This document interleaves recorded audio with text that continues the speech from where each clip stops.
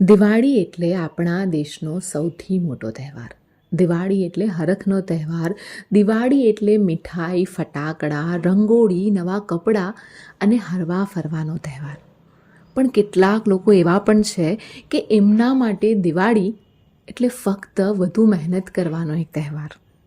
આપણે આજકાલ એટલા બધા એડવાન્સ અને બિઝી થઈ ગયા છે ને કે રંગોળી, ફટાકડા, નાની મોટી ચીજ વસ્તુઓ, ડેકોરેશનની આઇટમ્સ આ બધું જ આપણે ઓનલાઈન મંગાવતા થઈ ગયા છે. પણ જ્યારે ઘરની આસપાસ નજર કરશો ને ત્યારે સમજાશે કે આ બધી વસ્તુઓ વેચતા નાનકડી રેકડીવાળા ચહેરાઓ તમારી આતુરતાથી રાહ જોઈ રહ્યા છે. એમને એમ છે કે એમની લારી પરથી એક વસ્તુ વેચાય તો જ કદાચ એમના ઘરે દિવાળીના દિવસે એક હરખનો દીવો પ્રગટી શકે છે. તો પછી આજે નક્કી કરીએ કે આવા લોકો પાસેથી આપણે વસ્તુઓ ખરીદીશું. હા, કદાચ ભાવની દૃષ્ટિએ આપણને નુકસાન થશે, પણ એમના ચહેરા પર સ્મિત પાથરવાનો ફાયદો પણ આપણને જ મળવાનો છે. મેં તો નક્કી કરી લીધું છે કે હું તો એમની પાસેથી જ વસ્તુ લઈશ. તમે પણ નક્કી કરી લો.